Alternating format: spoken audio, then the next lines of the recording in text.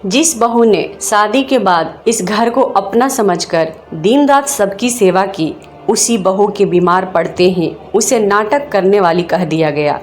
तेज बुखार में भी उससे काम करवाया गया और जब उसने खुद को संभालने की कोशिश की तो उसके साथ कुछ ऐसा हुआ जिसने पूरे परिवार की सोच बदल दी। क्या एक बेटे के लिए अपनी माँ और पत्नी में से किसी एक को चुनना जरूरी हो जाएगा? जानिए इस कहानी में। नमस्कार दोस्तों, मेरे चैनल नेहास टिप्स एंड स्टोरीज पर आपका स्वागत है।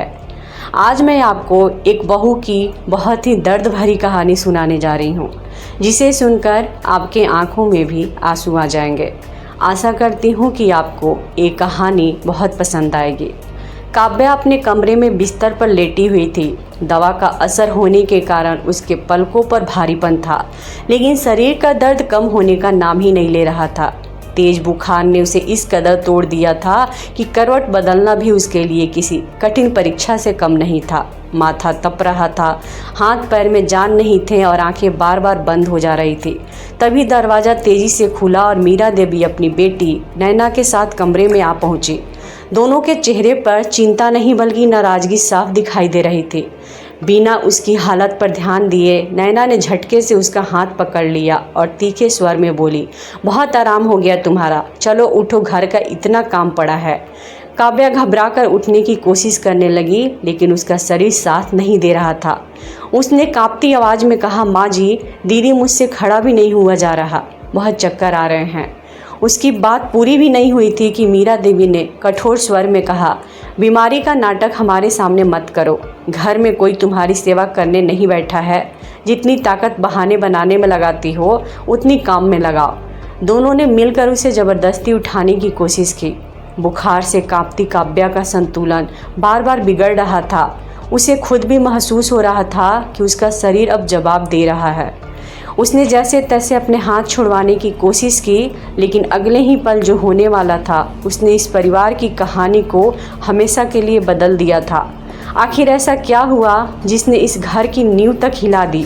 यह जानने के लिए इस कहानी के अंत तक हमारे साथ बने रहिए। उस सुबह घर का माहौल सुबह से ही भारी था। काव्या रात भर 101 डिग्री बुखार में तपती रही। डॉक्टर की दवा लेने के बाद भी उसके शरीर का दर्द कम नहीं हुआ था। सिर फटा जा रहा था, आंखों में जलन थी और कमजोरी इतनी थी कि ठीक से चलना भी मुश्किल हो रहा था। फिर भी आदत और जिम्मेदारी के कारण वो सुबह सुबह उठकर रसोई में पहुंच गई। उसने जैसे ही सिंक में रखे बर्तनों पर हाथ रखा, उसकी उंगलियां कांप उठी, सिर घूमने लगा और उसे मजबूर होकर कुछ पल के लिए दीवार का सहारा लेना पड़ा। तभी पीछे से मीरा देवी की तेज आवाज़ सुनाई दी, बहुत ज़्यादा नाटक मत करो, इस घर में काम अपने आप नहीं होते। काव्या ने कोई जवाब नहीं दिया। वह चुपचाप फिर से बर्तन साफ करने लगी, लेकिन कुछ ही मिनटों में उसकी सांसें तेज चलने लगी। सामने रखे बर्तनों का बड़ा ढेर देखकर उसे समझ आ गया कि आज यह काम पूरा करना उसके बस की बात नहीं है।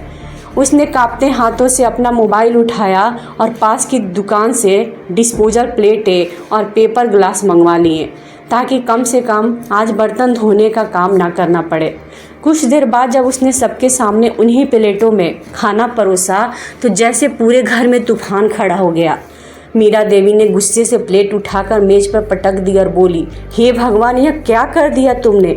हमारे घर में अब ऐसे बर्तनों में खाना परोसा जाएगा? लोगों को क्या मुंह दिखाएंगे? उनकी बात पूरी होते ही नैना ने तुरंत जवाब दिया, मम्मी, मैंने पहले ही कहा था, यह बहू काम से बचने के लिए रोज नया तरीका निकालती है। आज बुखार का बहाना है, कल कोई और वजह बता देगी। काव्या ने बहुत धीमी आवाज़ में कहा कि माँ जी, मुझसे बर्तन नहीं धोए जा रहे थे, बहुत तेज़ बुखार है। लेकिन उसकी बात बीच में ही काटते हुए मीरा देवी बोली, बस चुप रहो, हमें मत सिखाओ कि घर कैसे चलता है। हमारे समय में बहुएं दर्द और बीमारी की परवाह किए बिना घर संभालती थी। इसी बीच घर के बुजुर्ग शंकर जी वहाँ आ गए। उन्होंने काव्या का पीला चेहरा और लड़खड़ाते कदम देखे तो उनकी आंखों में चिंता उतर आई। उन्होंने शांत स्वर में कहा कि मीरा बहू की हालत ठीक नहीं लग रही, 2 दिन आराम कर लेने दो, इससे कौन सा घर रुक जाएगा। लेकिन उनकी बात सुनकर मीरा देवी का गुस्सा और बढ़ गया। आप तो हमेशा इसकी ही तरफदारी करते हैं, इसे जितनी छूट देंगे यह उतना ही सिर पर चढ़ती जाएगी। नैना भी तुरंत कहा, पापा, आपको तो इसकी हर बात सच्ची लगती है। यह सुनकर काव्या की आंखों से आंसू बह निकले। उसने भर आई हुई आवाज़ में कहा, पापा जी, मैं सच में बहुत बीमार हूँ। शंकर जी ने सख्त लहजे में दोनों माँ बेटी की तरफ देखा और बोले, बस करो, बीमार इंसान पर इस तरह के आरोप लगाना ठीक नहीं है। लेकिन घर का माहौल अब तक इतना तनावपूर्ण हो चुका था कि किसी ने उनकी बात को गंभीरता से नहीं लिया। आखिरकार उन्होंने खुद आगे बढ़कर काव्या का हाथ थमा, उसे धीरे धीरे कमरे तक ले गए और बिस्तर पर बिठाते हुए कहा कि अब तुम कहीं नहीं जाओगी, आराम करो, बाकी काम की चिंता मत करो। बाहर निकलकर उन्होंने नैना की तरफ देखा और बोले, आज रसोई तुम संभालो, घर सबका है, इसलिए जिम्मेदारी भी सबकी होनी चाहिए। काव्या चुपचाप अपने आंसू पोंछते हुए बिस्तर पर लेट गई, जबकि बाहर नैना गुस्से में पैर पटकती हुई रसोई की तरफ बढ़ गई। उसके चेहरे पर नाराज़गी साफ दिखाई दे रही थी। रसोई में पहुंचते ही नैना ने गुस्से में एक एक करके बर्तन इतनी ज़ोर से रखने शुरू कर दिए कि उनकी आवाज़ पूरे घर में गूंजने लगी। उसके चेहरे पर साफ झुंझलाहट थी। वह बार बार बड़बड़ाते हुए खुद से ही कह रही थी कि आखिर घर का सारा काम उसी के हिस्से में क्यों आ गया। तभी वह तेज कदमों से ड्राइंग रूम में पहुंची और ऊंची आवाज़ में बोली, चलो जल्दी बताओ किसे क्या खाना है। मैं कोई मशीन नहीं हूँ जो सबकी अलग अलग फरमाइशें पूरी करती रहूँ। शंकर जी ने शांत स्वर में कहा कि बेटा, मेरा पेट आज ठीक नहीं है, मेरे लिए सादी मूंग की खिचड़ी बना दे। उनकी बात पूरी भी नहीं हुई थी कि मीरा देवी तुरंत बोल पड़ी, अरे खिचड़ी कौन खाएगा, मेरे लिए तू आलू मटर की सब्जी और गरम गरम फुलके बना देना। तभी घर का छोटा छोटा रोहन भी अपने कमरे से बाहर आया और सोफे पर बैठते हुए बोला कि दीदी, मेरे लिए पनीर के पराठे बना देना, सुबह से कुछ अच्छा खाने का मन कर रहा है। तीन तीन अलग फरमाइशें सुनते ही नैना का सब्र पूरी तरह टूट गया। उसने गुस्से से सबकी तरफ देखा और बोली, वाह, सबको बस अपनी अपनी पसंद की पड़ी है, किसी को यह नहीं देख रहा कि मैं अकेले कितने काम कर रही हूँ। मैं सबके लिए अलग अलग खाना नहीं बना सकती। उसकी आवाज़ में चीड़ साफ साफ झलक रही थी। उसकी बात सुनते ही मीरा देवी का चेहरा तमतमा उठा। उन्होंने तेज आवाज़ में कहा, जुबान संभाल कर बात करो, घर का काम करना कोई एहसान नहीं होता। नैना भी अब चुप रहने वाली नहीं थी। उसने पलट कर कहा, तो फिर उस बीमार बहू से ही करवा लीजिए ना सारा काम। जब आखिर में उसी से सब करवाना है तो मुझे रसोई में भेजने की क्या ज़रूरत थी। इतना सुनते ही घर का माहौल फिर से भारी हो गया। किसी के पास कोई जवाब नहीं था। एक तरफ कमरे में तेज बुखार से तपती काव्या थी और दूसरी तरफ बाहर तानों, शिकायतों और बहस का अंतहीन सिलसिला चल रहा था। जब शाम को विवान ऑफिस से वापस लौटा, जैसे ही उसने घर के अंदर कदम रखा, उसे महसूस हो गया कि आज फिर घर में कुछ ठीक नहीं है। उसने सबसे पहले अपने पिता के चेहरे की तरफ देखा। शंकर जी चुपचाप सोफे पर बैठे थे और उनके चेहरे पर चिंता साफ दिखाई दे रही थी। विवान ने धीरे से पूछा, क्या हुआ पापा, सब इतने परेशान क्यों हैं? शंकर जी ने गहरी सांस लेते हुए दिन भर की सारी बातें उसे बता दी। यह सुनते ही विवान का चेहरा गंभीर हो गया।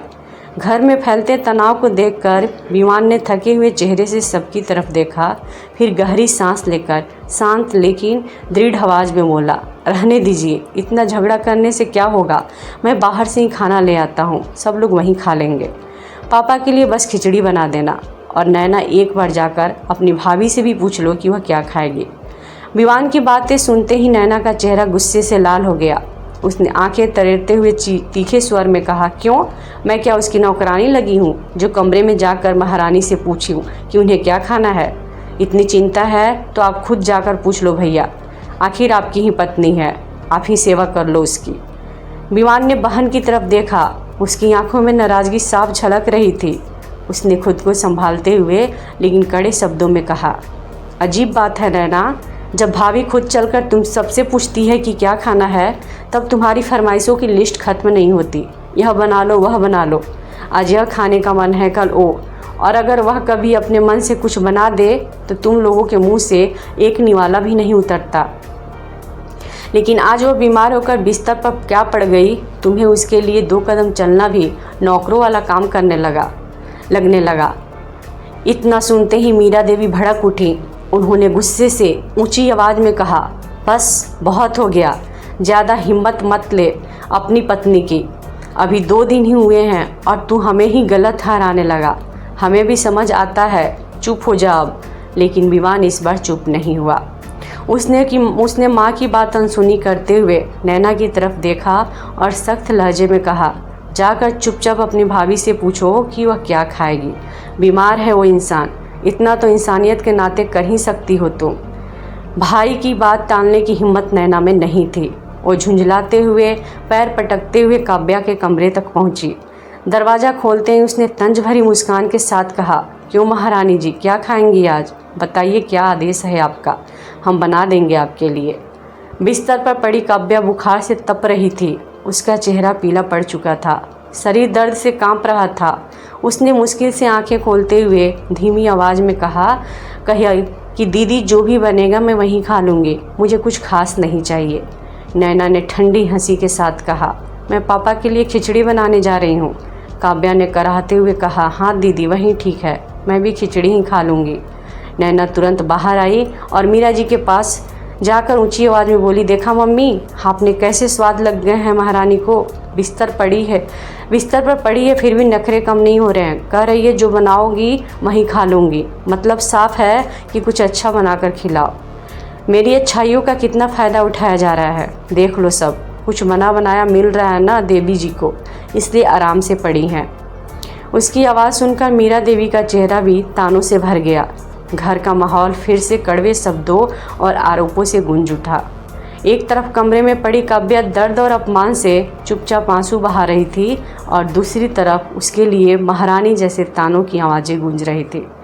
तभी विवान बिना एक पल गवाए सीधा काव्या के कमरे में पहुंचा। कमरे में हल्की रोशनी थी। काव्या आंखें बंद किए लेटी हुई थी। उसके माथे पर अब भी बुखार की तपिश साफ महसूस हो रही थी।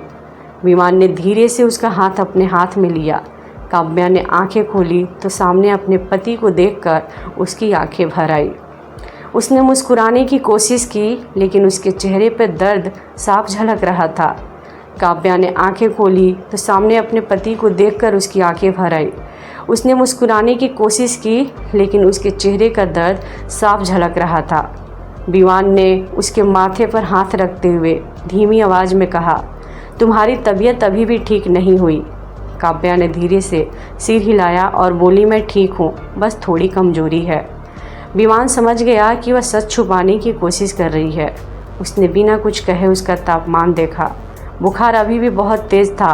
वो तुरंत बाहर आया और अपनी माँ से बोला, माँ, काव्या की हालत अभी भी ठीक नहीं है, उसे आराम की ज़रूरत है, डॉक्टर को फिर से दिखाना पड़ेगा। मीरा देवी ने बिना उसकी तरफ देखे कहा, इतना भी कुछ नहीं हुआ है, 2 दवाइयाँ खाकर हर कोई बिस्तर नहीं पकड़ लेता। जितना आराम इसे मिल रहा है उतना तो इस घर में किसी को कभी नहीं मिला। विवान ने पहली बार अपनी माँ की बात का विरोध करते हुए शांत लेकिन दृढ़ स्वर में कहा कि बीमारी मजाक नहीं होती माँ, अगर डॉक्टर ने आराम करने को कहा है तो आराम ही करेगी। उसकी बात सुनकर पूरे घर में कुछ पल के लिए सन्नाटा छा गया। मीरा देवी और नैना दोनों एक दूसरे का चेहरा देखने लगे। उन्हें शायद पहली बार एहसास हुआ कि विवान अब हर बात पर चुप रहने वाला नहीं है। उसी समय विवान ने फैसला किया कि वह काव्या को दोबारा डॉक्टर के पास लेकर जाएगा। उसने धीरे से काव्या को सहारा दिया, उसे उठाया और बाहर की तरफ बढ़ गया। शंकर जी भी बिना कुछ कहे उनके साथ चल दिए। तीनों के घर से बाहर निकलते ही मीरा देवी और नैना दरवाजे पर खड़ी उन्हें जाते हुए देखती रहीं।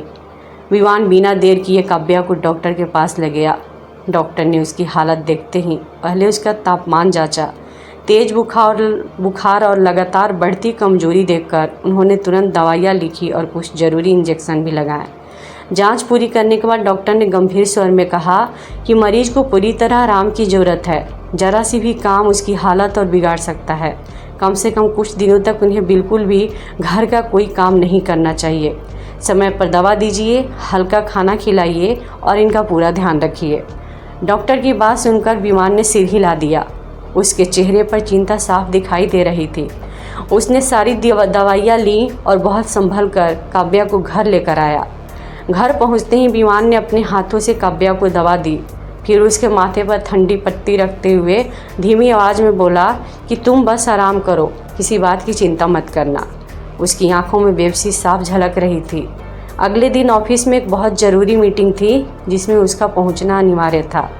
जाने से पहले उसने मीरा देवी और नैना दोनों को साफ शब्दों में समझाया कि काव्या की तबीयत बहुत ख़राब है, उसे बिल्कुल परेशान मत करना।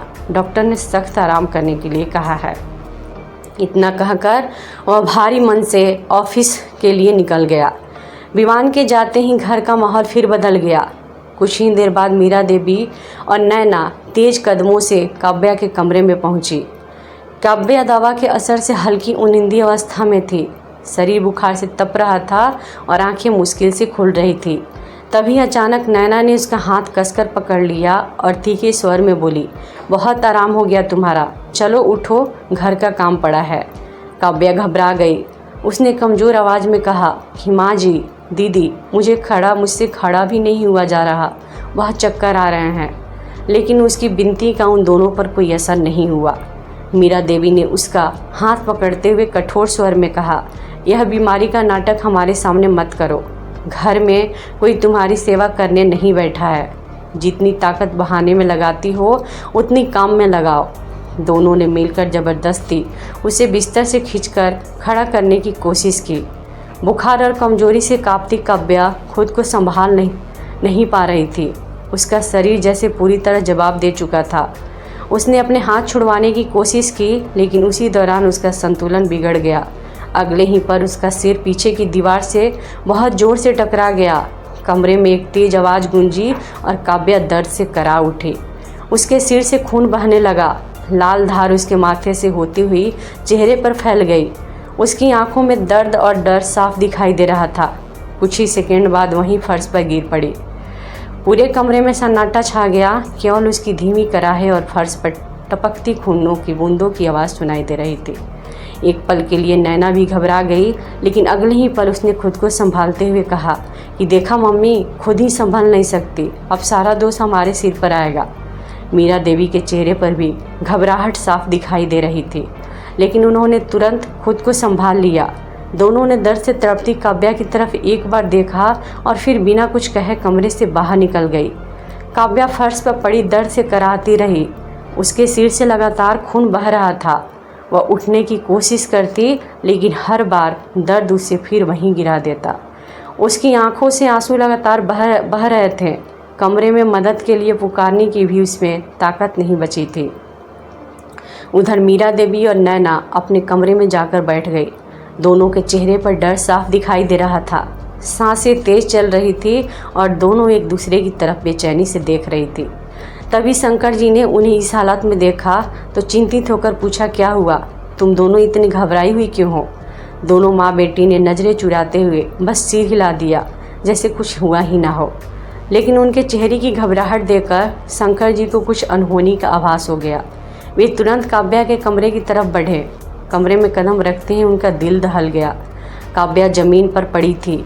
उसके सिर से लगातार खून बह रहा था और उसका चेहरा दर्द से पीला पड़ चुका था। उसकी धीमी कराहे पूरे कमरे में गूंज रही थी। यह दृश्य देखकर शंकर जी बुरी तरह घबरा गए। वे दौड़कर उसके पास पहुँचे, उसे सहारा देकर उठाने लगे और कांपती आवाज़ में बोले, बेटा, यह कैसे हुआ? काव्या ने बड़ी मुश्किल से अपनी आंखें खोली। दर्द के कारण उसकी आवाज़ काँप रही थी। शंकर जी ने उसके सिर के नीचे अपना हाथ रखा और बार बार उससे हिम्मत बांधते रहे। कुछ क्षण तक वह बोल ही नहीं पाई। फिर टूटती हुई आवाज़ में उसने धीरे धीरे पूरी बात बता दी। उसने बताया कि विवान के ऑफिस जाते ही मीरा देवी और नैना उसके कमरे में आई। उसे ज़बरदस्ती उठाकर काम करने के लिए कहने लगी और जब उसने अपनी कमजोरी की वजह से मना किया तो उसे पकड़कर खड़ा करने की कोशिश की। उसी धक्का मुक्की में उसका संतुलन बिगड़ गया और उसका सिर दीवार से टकरा गया। काव्या की बात सुनते सुनते शंकर जी की आंखों में गहरा दुख उतर गया। उन्होंने एक पल के लिए भी देर नहीं की। उन्होंने तुरंत उसे सहारा दिया, घर के बाहर खड़ी कार तक लेकर गए और सीधे अस्पताल की ओर निकल गए। अस्पताल पहुंचते ही डॉक्टर ने काव्या को तुरंत उपचार के लिए अंदर ले लिया। उसके सिर से काफ़ी खून बह चुका था। प्राथमिक जांच के बाद डॉक्टर ने घाव साफ किया और सिर पर टाँके लगाने पड़े। इलाज पूरा होने के बाद डॉक्टर बाहर आए और गंभीर स्वर में बोले, चोट गहरी है, समय पर अस्पताल ले आएं, इसलिए खतरा टल गया। इन्हें कुछ दिन पूरा आराम करना होगा, किसी भी तरह का तनाव या शारीरिक मेहनत बिल्कुल नहीं करनी है। शंकर जी ने राहत की सांस ली, लेकिन उनके चेहरे पर चिंता अब भी साफ दिखाई दे रही थी। उन्होंने वहीं से तुरंत विवान को फ़ोन किया और पूरी घटना बता दी। फ़ोन पर सब कुछ सुनते ही विवान के पैरों तले ज़मीन खिसक गई। उसने बिना एक पल गंवाए अपनी मीटिंग बीच में ही छोड़ी और सीधे अस्पताल पहुंचा। अस्पताल के कमरे में बिस्तर पर लेटी काव्या को देखकर उसकी आंखें भर आई।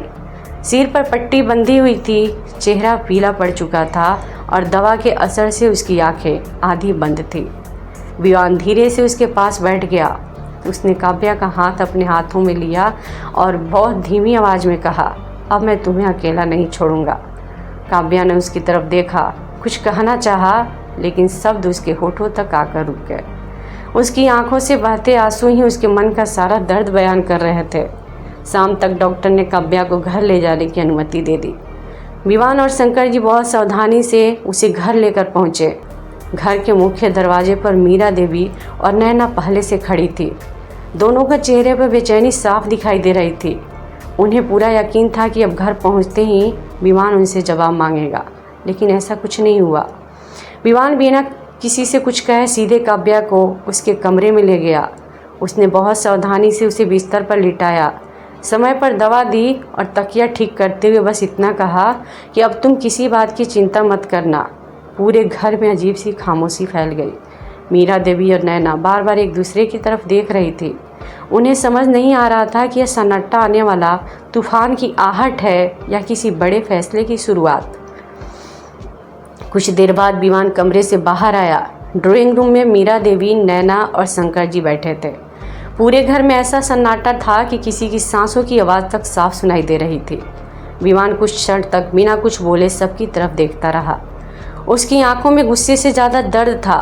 फिर उसने धीमी लेकिन बेहद दृढ़ आवाज़ में कहना शुरू किया, मैंने हमेशा यही सोचा कि समय के साथ सब ठीक हो जाएगा। मैंने हर बार काव्या से यही कहा कि थोड़ा और सब्र कर लो, सब बदल जाएगा। लेकिन आज मुझे समझ आया कि मैं गलत था। जिस घर में एक बीमार इंसान को भी दया नहीं मिलती, वहाँ उससे इंसानियत की उम्मीद करना भी बेकार है। इसलिए मैंने फैसला कर लिया है कि मैं काव्या को इस घर में एक दिन भी नहीं रखूँगा। कल सुबह हम दोनों यह घर छोड़ देंगे। जहाँ मेरी पत्नी सुरक्षित नहीं है, वहाँ उसका रहना अब मेरे लिए नामुमकिन है। विवान के मुंह से यह सुनते ही मीरा देवी के चेहरे का रंग उड़ गया। उन्होंने घबराकर कहा, बेटा, इतनी सी बात को लेकर इतना बड़ा फैसला मत लो। गलती से धक्का लग गया था, हमारा ऐसा कोई इरादा नहीं था। विवान ने पहली बार अपनी माँ की बात बीच में ही रोक दी। उसकी आंखें नम थी, लेकिन आवाज़ पहले से भी ज़्यादा मजबूत थी।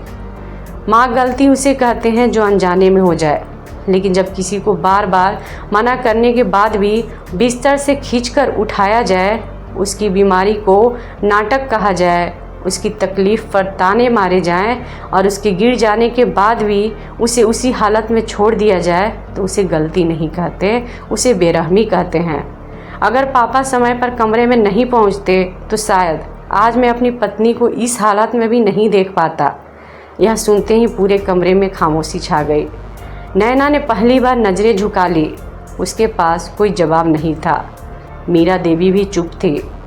विवान ने गहरी सांस ली और फिर काव्या के कमरे की तरफ देखते हुए बोला, 2 साल पहले जब काव्या इस घर में आई थी, तब उसने अपने माँ बाप का घर छोड़कर इस उम्मीद से मेरा साथ चुना था कि मैं हर परिस्थिति में उसके साथ खड़ा रहूँगा। लेकिन मैं ही उसकी सबसे बड़ी उम्मीद पर खरा नहीं उतर पाया। मैं रोज़ उसे समझाता रहा कि सब ठीक हो जाएगा, जबकि हर दिन उसके साथ कुछ ना कुछ गलत होता रहा। आज जब अस्पताल में उसके सिर पर पट्टी बंदी देखी, तब मुझे पहली बार एहसास हुआ कि आज भी मैं चुप रहा तो ज़िंदगी भर खुद को कभी माफ़ नहीं कर पाऊँगा। शंकर जी की आंखें भी भर आई। उन्होंने धीरे से कहा, बेटा, मुझे माफ़ कर देना। मैं घर का बड़ा होकर भी अपनी बहू को वह सम्मान और सुरक्षा नहीं दे पाया जिसकी वह हकदार थी। विवान तुरंत अपने पिता के पास गया और उनका हाथ पकड़कर बोला कि पापा, गलती आपकी नहीं है। आपने हमेशा काव्या का साथ दिया है। अगर आज आप समय पर कमरे में नहीं पहुंचते तो पता नहीं क्या हो जाता। लेकिन अब मैं अपनी पत्नी को इस माहौल में एक दिन भी नहीं रख सकता। इतना कहकर वह अपने कमरे में चला गया। उसने अलमारी खोली और एक एक करके अपने और काव्या के कपड़े बैग में रखने लगे। बाहर बैठी मीरा देवी यह सब देख रही थी। पहले उन्हें लगा कि विवान केवल गुस्से में ऐसा कह रहा है, लेकिन जब एक के बाद एक बैग भरने लगे तो उनके चेहरे का रंग उड़ गया। वह दौड़कर कमरे तक पहुंची और कांपती आवाज़ में बोली कि विवान यह क्या कर रहे हो। विवान ने बिना उनकी तरफ देखे शांत स्वर में कहा, अपना सामान रख रहा हूँ माँ, कल सुबह मैं काव्या को लेकर इस घर से चला जाऊँगा। जहाँ मेरी पत्नी सुरक्षित नहीं, जहाँ उसके सम्मान की कोई कीमत नहीं है, वहाँ उसे एक पल भी रखना मेरे लिए पाप होगा। मैं अब उसे इस दर्द के साथ यहाँ नहीं छोड़ सकता। विवान की बात सुनते ही मीरा देवी के पैरों तले जैसे ज़मीन ही खिसक गई। नैना भी वहीं दरवाजे पर खड़ी सब सुन रही थी। दोनों को पहली बार एहसास हुआ कि जिस बहू को वे हर रोज़ तानों से तोड़ती रही, उसके जाने से पहले उनका अपना बेटा उनसे दूर होने का फैसला कर चुका था। उस पल पूरे घर में ऐसा सन्नाटा था जिसमें किसी की आवाज़ नहीं, सिर्फ टूटते रिश्तों की आहट सुनाई दे रही थी। विवान का फैसला सुनते ही पूरे घर में सन्नाटा छा गया। मीरा देवी की आंखों में पहली बार अपने बेटे को खो देने का डर साफ दिखाई दे रहा था। कांपते कदमों से वह विवान के पास आई और भराई हुई आवाज़ में बोली, बेटा मत जा, अगर तू चला गया तो यह घर बिखर जाएगा। मुझसे गलती हो गई, एक और मौका दे दे। विवान ने शांत लेकिन दृढ़ स्वर में कहा, माँ, घर उस दिन नहीं टूटता जब कोई उसे छोड़कर जाता है। घर उस दिन टूट जाता है जब उसमें रहने वाले लोगों का सम्मान खत्म हो जाता है। मैंने हर बार काव्या से कहा कि सब ठीक हो जाएगा, लेकिन मैं गलत था। अब मैं उसे इस घर में नहीं रख सकता जहाँ उसकी जान और सम्मान दोनों सुरक्षित नहीं है। इतना सुनते ही नैना भी रोते हुए विवान के सामने आ गई। उसने सिर झुकाकर कहा कि भैया, मुझसे बहुत बड़ी गलती हो गई। मैंने कभी सोचा नहीं था कि मेरी वजह से बात यहाँ तक पहुँच जाएगी। मुझे माफ़ कर दो। उसी समय शंकर जी काव्या को सहारा देकर बाहर ले आए। उसके सिर पर अभी भी पट्टी बंधी हुई थी। उसे देखकर मीरा देवी की आंखों से आंसू बह निकले। उन्होंने काव्या के सामने हाथ जोड़ दिए और बोली, बेटी, अगर हो सके तो मुझे माफ़ कर देना। मैंने तुम्हें कभी समझा ही नहीं।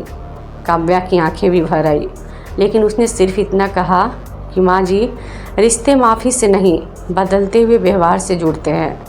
विवान ने बैग उठाया और काव्या का हाथ पकड़ते हुए कहा कि चलो काव्या, अब हमें चलना चाहिए। दोनों दरवाज़ों की तरफ बढ़ने लगे। तभी शंकर जी ने आगे बढ़कर विवान के कंधे पर हाथ रखा और बोले, बेटा, मैं तुम्हारे फैसले के साथ हूँ। एक पति का पहला कर्तव्य अपनी पत्नी की सुरक्षा और सम्मान करना होता है। आज तुम वही कर रहे हो, मुझे तुम पर गर्व है। विवान ने अपने पिता के पैर छुए, फिर वह काव्या के साथ घर से बाहर निकल गया। मीरा देवी और नैना दरवाजे पर खड़ी उन्हें जाते हुए देखती रह गई। कार धीरे धीरे आंखों से ओझल हो गई, लेकिन उसके साथ ही घर की सारी रौनक भी जैसे चली गई। दिन बीतने लगे। जिस घर में पहले काव्या सबसे पहले उठकर सबका काम करती थी, वहाँ अब हर काम के लिए मीरा देवी और नैना को खुद उठना पड़ता था। कभी बर्तन सिंक में पड़े रह जाते, कभी कपड़ों का ढेर लगा रहता, तो कभी रसोई का काम शाम तक पूरा नहीं हो पाता। हर छोटी सी परेशानी उन्हें काव्या की याद दिलाती। अब उन्हें समझ आने लगा था कि जिस काम को वह हमेशा मामूली समझती थी, उसे निभाने के लिए कितनी मेहनत, धैर्य और त्याग चाहिए होता है। करीब 3 महीने बाद एक दिन मीरा देवी और नैना खुद विवान और काव्या के नए घर पहुँचे। घर के अंदर पहुँचते ही मीरा देवी ने बिना कुछ कहे काव्या के सामने हाथ जोड़ दिए। उनकी आंखों से आंसू बह रहे थे। उन्होंने भराई हुई आवाज़ में कहा, हम तुम्हें वापस लेने नहीं आए हैं, हम सिर्फ अपनी गलती स्वीकार करने आए हैं। अगर ज़िंदगी में हमें माफ़ कर सको तो कर देना। काव्या ने उनकी तरफ देखा, फिर धीरे से आगे बढ़कर उनके हाथ पकड़ लिए और उन्हें नीचे कर दिया। उसने शांत स्वर में कहा कि माँ जी, रिश्ते माफ़ी से नहीं, बदले हुए व्यवहार से जुड़ते हैं। अगर सच में सब बदल गया है तो वही मेरे लिए सबसे बड़ी खुशी होगी। यह सुनकर शंकर जी के आंखों में संतोष उतर आया। उन्होंने मुस्कुराते हुए कहा, आज इस घर ने सबसे बड़ा सबक सीख लिया है कि बहू कभी घर की नौकरानी नहीं होती, वह भी उसी सम्मान की हकदार होती है जिसकी उम्मीद इस घर की बेटी अपने ससुराल से करती है। उस दिन किसी ने जीत नहीं हासिल की थी और ना ही कोई हारा था। जीता था तो सिर्फ एक रिश्ता जिससे सम्मान और आत्मसम्मान ने फिर से जोड़ दिया था। दोस्तों, इस कहानी से हमें यही सीख मिलती है कि बहू किसी घर की नौकरानी नहीं होती, बल्कि वह भी किसी की बेटी होती है और सम्मान की उतनी ही हकदार होती है जितना परिवार का कोई दूसरा सदस्य। रिश्ते सिर्फ खून से नहीं, बल्कि प्यार, सम्मान और समझदारी से मजबूत होते हैं। किसी की तकलीफ़ को नाटक समझने से पहले उसकी स्थिति को समझना ज़रूरी है, क्योंकि कभी कभी हमारी छोटी सी बेरुखी किसी के दिल पर बहुत गहरा घाव छोड़ सकती है। और याद रखिए, घर वहीं होता है जहां हर सदस्य खुद को सुरक्षित, सम्मानित और अपना महसूस करे, क्योंकि रिश्ते वहां नहीं टूटते जहां लोग अलग हो जाते हैं। रिश्ते वहां टूटते हैं जहां सम्मान खत्म हो जाता है। इसलिए अपने रिश्ते को समय रहते संभालिए, क्योंकि माफ़ी मांगने का मौका हर बार नहीं मिलता। दोस्तों, अगर इस कहानी ने आपके दिल को छुआ हो तो इसे उन लोगों तक ज़रूर पहुंचाइए जिन्हें रिश्तों में सम्मान की कीमत समझने की ज़रूरत है। और दोस्तों, आपको यह कहानी कैसी लगी हमें कमेंट बॉक्स में ज़रूर बताइएगा। और आप यह वीडियो कहां से, किस जगह से देख रहे हैं, ये भी हमें कमेंट में ज़रूर बताइएगा। और अगर आपको यह कहानी पसंद आई हो तो प्लीज़ इस वीडियो को लाइक कीजिएगा, शेयर कीजिएगा और ऐसे ही भावुक और सीख देने वाली कहानियों के लिए हमारे चैनल को सब्सक्राइब करें। धन्यवाद दोस्तों।